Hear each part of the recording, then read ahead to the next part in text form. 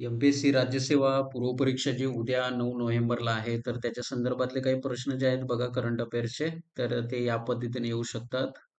आपण पटकन घेऊया. त्रिभाषा सूत्र नावाचा जो एक प्रकार पहिलीपासून हिंदी लादण्याचा जो सध्याच्या सरकारची योजना होती, तर त्या संदर्भात त्यांनी एक समिती नेमली. त्या समितीचं नाव आहे नरेंद्र जाधव समिती.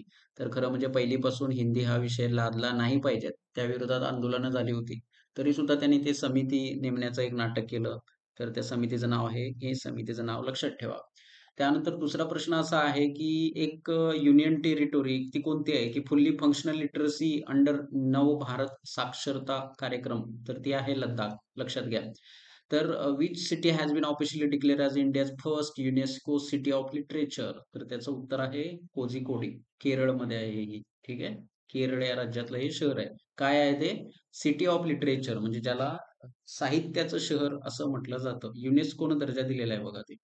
गव्हर्नर रोल टू असेंटिंग बिल, म्हणजे जे राज्यपाल अ, काय म्हणतात त्याला, राष्ट्रपतींच्या मंजुरीसाठी काही बिल रिझर्व्ह करतो, तर त्या आर्टिकल 201 आहे. तर राज्यपालांच्या मान्यतेसाठी काही मंजुरीसाठी काही बिल असतं ते 200 मध्ये येतं, आणि 201 मध्ये राष्ट्रपतींची त्याच्यावर संमती घेण्यासाठी रिझर्व्ह केलं जातं. ठीक आहे. तर ही काही आर्टिकल्स आहेत भारतीय राज्यघटनेमध्ये जी राज्यपालांच्या संदर्भात आहेत बघा. 153, की प्रत्येक राज्याला एक गव्हर्नर असावा, आणि तो एकच व्यक्ती दोन किंवा दोनपेक्षा जास्त राज्यांसाठी पण गव्हर्नरचं काम करू शकतो.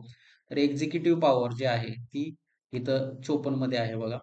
तर प्रेसिडेंट राष्ट्रपती अपॉइंटमेंट करतो, आणि 156 जी आहे ती governor holds office at the pleasures of the president. ठीक आहे. He can resign by addressing the president, कारण सध्या उपराष्ट्रपती पदाची निवडणूक झाली. तर त्याच्या संदर्भातला पण हा प्रश्न येऊ शकतो. तर कर्नाटक ऑलोज पॅसिव्ह युथॅनिसिया असं ज्याला म्हणतात, म्हणजे जी व्यक्ती बेडवरती आहे, एकदम मरणासम अवस्थेत आहे, तर त्यांना इच्छामरण देण्यात यावं चांगल्या कायदेशीर मार्गानं. तर ते राज्य म्हणजे कर्नाटक आहे. ठीक आहे. तर धिमसा डान्स हा प्रकार तुम्हाला माहित पाहिजे कुठं आहे. तर धिमसा डान्स हा आंध्र प्रदेशमध्ये आपल्याला दिसतो. आंध्र प्रदेश, तेलंगणा साईडला तो ते आहे. तर हे गल्फ ऑफ टोनकिन आपल्या लक्षात राहिलं पाहिजेत. का आहे? तर बघा, दक्षिण चायना सी जो आहे, साऊथ चायना सी इकडून येतोय. ठीक आहे. साऊथ चायना सी आहे, इकडे व्हिएतनाम आहे, आणि त्याच्यामध्ये काय आहे, हा गल्फ ऑफ टोनकिन आहे. तर या दोन देशांच्या मध्ये कायम तणाव असतो. तर त्या संदर्भात हे आपल्याला लक्षात घ्यायचं आहे. तर इथं हे बे पण आहे बघा, एक बंदर, गॅंजाचो असं काहीतरी. तर ते नाव लक्षात ठेवा. तर स्पेसटॅक्स मिशन इस्रोनं लॉन्च केलेली आहे. ठीक आहे.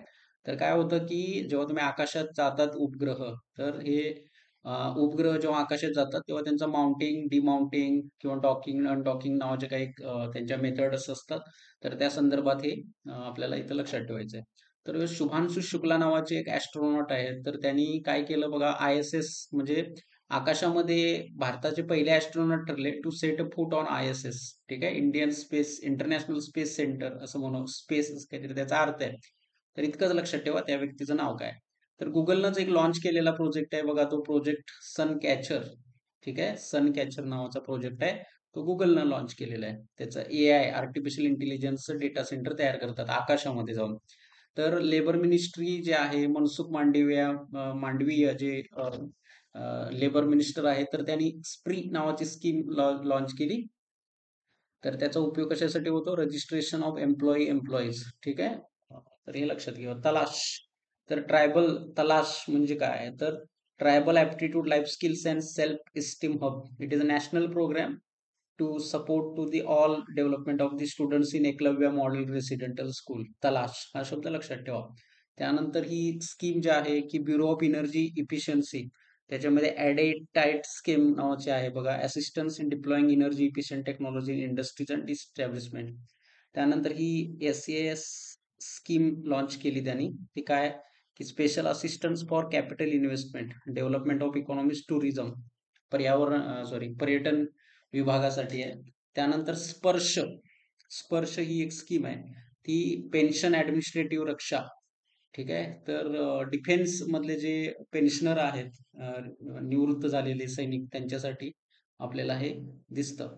तर organization for chemical prohibition of chemical weapons ती कुठं भरली व ती नवी दिल्लीमध्ये भरली 2025 मध्ये. तर त्याची स्थापना कधी झाली? 1997 ला. त्यानंतर नॅशनल सॅम्पल सर्व्हे त्यांनी 29वा दिवस हा काय म्हणून साजरा केला? 132वी महा महालनोबिस यांची जयंती होती आणि 75 वर्ष झाली त्या संस्थेला. कुठल्या संस्थेला? नॅशनल सॅम्पल सर्व्हेला. ठीक आहे, नॅशनल सॅम्पल सर्व्हेला झाली. आणि तो जो राष्ट्रीय सांख्यिकी दिवस स्टॅटिस्टिक डे म्हणून कधी कोणता दिवस साजरा केला जातो? 29 जून हा दिवस साजरा केला जातो. ठीक आहे, 1950 ला स्थापना झाली. तर अजून एक त्यांचं मासिक होतं, ते होतं संख्या. संख्या नावाचं मासिक सुद्धा त्यांनी महालनोबिस यांनी स्थापन केलं होतं. तर त्यांचं खूप योगदान आहे भारताच्या स्टॅटिस्टिक्स फील्डमध्ये. तर या अशा पद्धतीनं हे प्रश्न तुम्ही लक्षात ठेवा आणि येणाऱ्या परीक्षेसाठी तुम्हाला शुभेच्छा. थँक्यू.